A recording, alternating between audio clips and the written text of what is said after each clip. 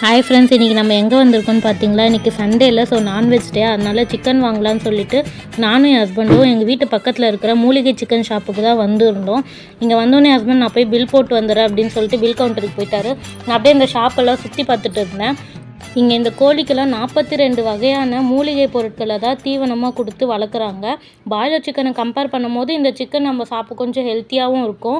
அதுக்குள்ளே என் ஹஸ்பண்ட் போய் பில் போட்டு வந்தாங்க.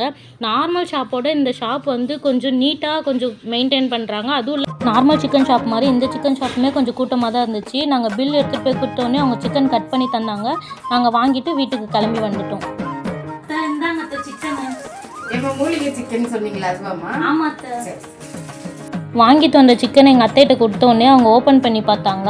இவங்க இந்த சிக்கனில் வந்து புதினாலாம் போட்டு பேக் பண்ணி கொடுத்துருந்தாங்க. இது எதுக்காகன்னு தெரியல. உங்கள் யாருக்குன்னா இது எதுக்காக இந்த மாதிரி புதினாலாம் போட்டு பேக் பண்ணி தராங்கன்ற ரீசன் தெரிஞ்சுன்னா கமெண்ட் பாக்ஸில் கமெண்ட் பண்ணுங்கள். இந்த சிக்கனில் எங்கள் அத்தை மஞ்சத்தூள், உப்பு இதெல்லாம் போட்டு நல்லா வாஷ் பண்ணி எடுத்து வச்சுட்டாங்க.